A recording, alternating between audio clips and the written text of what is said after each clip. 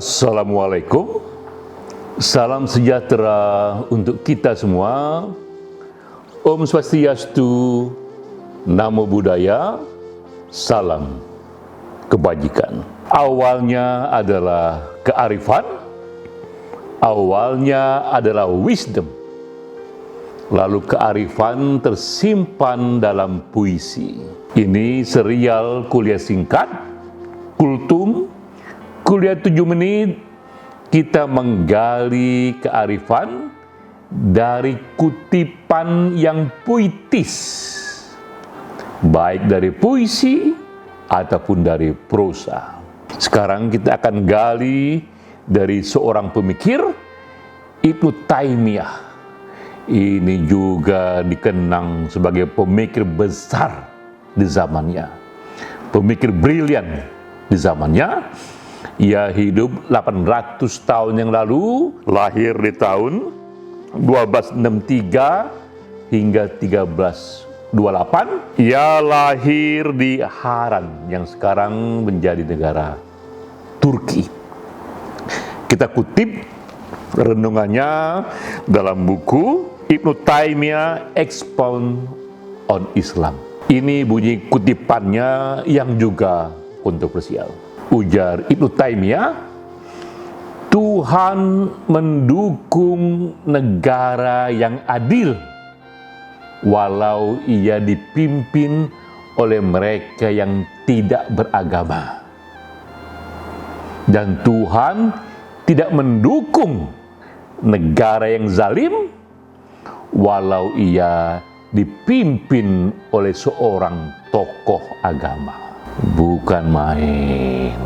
Pernyataan yang kuat sekali bahwa menurut Ibnu Taimiyah, seorang pemikir Muslim yang cemerlang itu, Tuhan mendukung negara yang adil walau bukan dipimpin oleh orang yang beragama.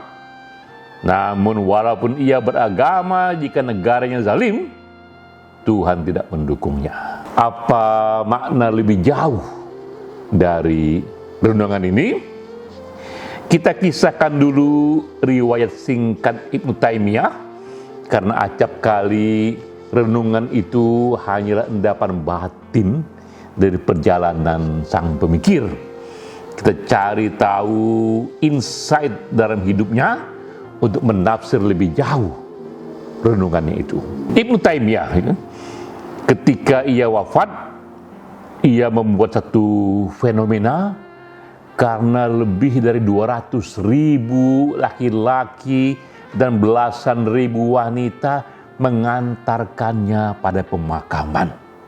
Di era itu, era 800 tahun yang lalu, begitu banyak jumlah manusia yang mengantarkan ia dalam pemakamannya, yang dikatakan di sana hanya bisa ditandingi dengan wafatnya raja-raja yang agung.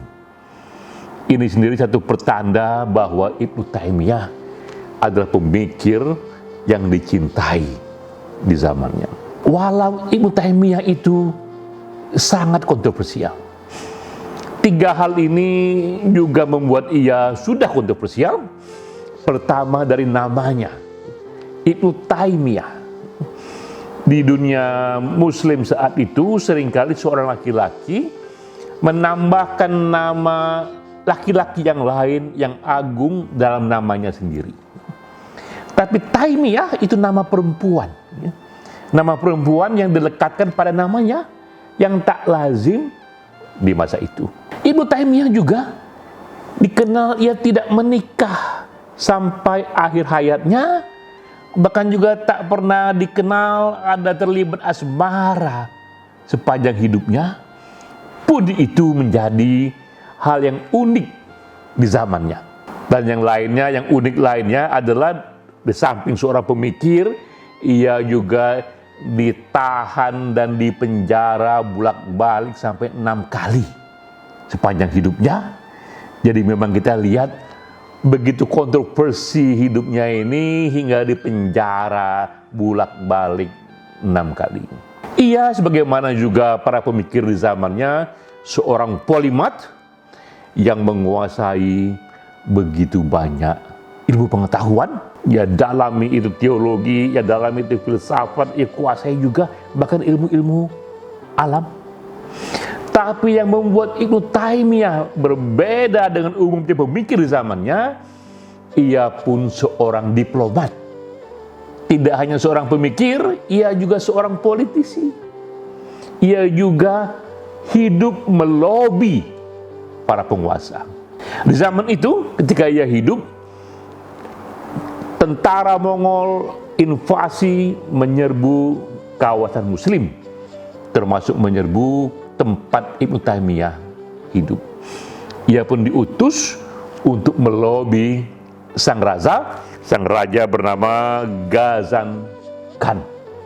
Ia penguasa Mongol, tapi saat itu ia sudah beragama Muslim.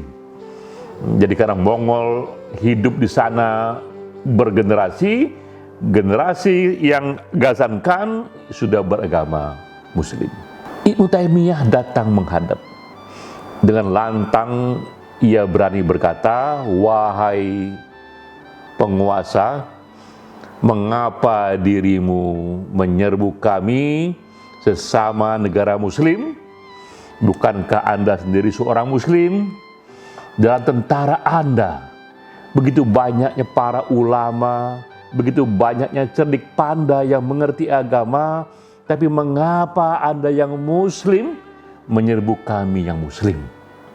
Padahal kakek Anda, buyut Anda yang waktu itu belum Muslim, lebih adil dari Anda, tidak menyerbu kami." Begitu berani ia katakan itu, dan itu pula awal dari lahirnya renungan Ibnu Taimiyah yang mengatakan bahwa mereka penguasa yang Muslim sekalipun, jika ia memimpin negara yang tak adil, maka Tuhan tidak mendukung mereka. Tapi mereka yang bukan beragama, tidak beragama, bukan Muslim, tapi memimpin negara yang adil, Tuhan mendukung mereka. Itulah renungan yang keras sekali, yang kontroversial sekali dari Ibnu Taimiyah. Apa hikmah renungan itu di masa kini? Kita lihat betapa Ibnu Taimiyah lebih mementingkan esensi dari formalitas. Bukan jubah yang penting, tapi perilaku yang konkret yang penting. Apa yang konkret itu? Perilaku yang adil. Itulah yang paling konkret, itulah yang paling nyata, bukan jubah agamanya. Apakah itu agamanya Islam, Kristen, Hindu, Buddha? Bukan itu yang penting. Yang penting apakah perilakunya perilaku yang agamis, yang dianjurkan oleh agama. Itu yang penting. Itu esensinya. Lalu hiduplah sekarang ini seorang ilmuwan bernama Hussein Askari. Ini ilmuwan dari Iran. Sama seperti Ibnu Taimiyah, ia pun mencoba merumuskan esensi Islami, esensi ajaran yang diagungkan dalam Quran, dan ia buatkan indeksnya. Jadilah itu bernama Islamicity Index. Ini indeks yang mengagungkan esensi atau nilai-nilai yang dianjurkan dalam Quran. Termasuk di sana yang dinilai hal-hal yang terukur: keadilan ekonomi, pemerintahan yang bersih, perlindungan kepada hak asasi manusia, kepada peragaman. Itu ia buatkan indeksnya. Dan ia ukur negara di seluruh dunia yang mana menurut Hussein Askari ini yang tingkat Islamicity Index-nya paling tinggi, yang esensi keislamannya paling tinggi. Dan ia pun kaget dengan hasilnya. Ternyata yang ia lihat top 10 negara-negara yang ia anggap paling mewakili esensi Islam justru negara-negara barat yang majoritinya itu bukan Muslim. Termasuk pertama di sana ada Selandia Baru, Denmark, Swedia, Australia. Itulah negara-negara yang ia anggap kuat Islamicity Index-nya. Sementara negara-negara Muslim yang jelas-jelas menyatakan negara Islam seperti Arab Saudi itu hanya ada di urutan ke-44, dan juga beberapa negara Islam lainnya di urutan-urutan yang tengah saja. Kita pun teringat ucapan Ibnu Taimiyah bahwa bukan jubahnya yang penting, bukan labelnya ini negara Islam atau bukan, namun terlihat dari bagaimana cara negara itu perlakukan warga negaranya. Apakah di sana hak asasi manusia dilindungi? Apakah di sana kebebasan dilindungi? Apakah keberagaman dilindungi? Itulah nilai-nilai yang Quran ajarkan. Itulah esensi yang Islam ajarkan. Merenungkan kembali Ibnu Taimiyah di era kini, kita pun dapatkan gambaran itu yang tadi kata Ibnu Taimiyah, Tuhan mendukung negara yang adil walau dipimpin oleh mereka yang tidak beragama, dan Tuhan tidak mendukung negara yang zalim walaupun ia didukung oleh penguasa yang muslim atau penguasa yang beragama. Dengan itu kita pun dapat pegangan. Ketika kita hidup di zaman ini, di zaman now, kita tahu yang penting bukan jubahnya, yang penting adalah perilakunya. Apakah perilakunya membawa pesan cinta, pesan keadilan, pesan kesatuan? Itulah yang penting. Sampai jumpa.